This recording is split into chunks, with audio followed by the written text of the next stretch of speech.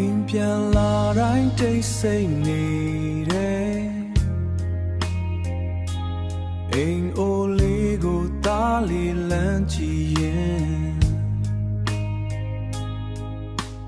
သားရည်လို့ခေါ်မဲ့အတန်မရှိတော့တာရင်နာတဲ့အမေပင်ပန်းနဲ့နေနာခိုခြင်းလဲဖတ်ထားမဲ့ရင်ခွင်မရှိအားငယ်တဲ့ချိန်တိုင်းမှာတိတ်တိမ်လေးပဲငိုမိတယ်အဖေရဲ့အမေရဲ့အဖေ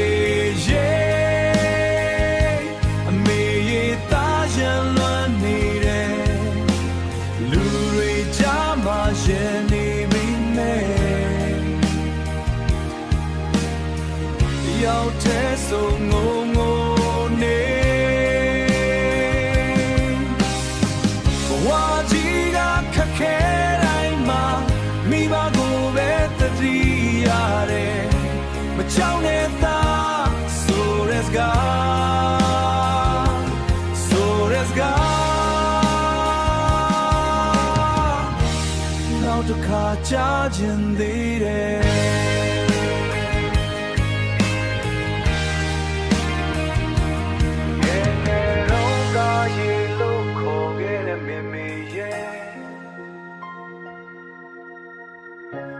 ထွေတဲ့မြတ်တာတွေနှွေထွေတဲ့မြတ်တာတွေအဖေရဲ့အမေရဲ့သားရန်လွမ်းနေတယ်လူတွေကြားမှာရင်နေပြီမဲ့တယောက်တည်းဆိုငိုငိုနေဝါကြီးကခက်ခဲမိဘကိုပဲတတိရတယ်မကြောက်နဲ့သားဆိုတဲ့စကားနောက်တစ်ခါကြားခြင်းသေးတယ်အခုတော့အမတ်တရားဖြစ်နေရင်ထဲမှာကြံခဲ့ပြီ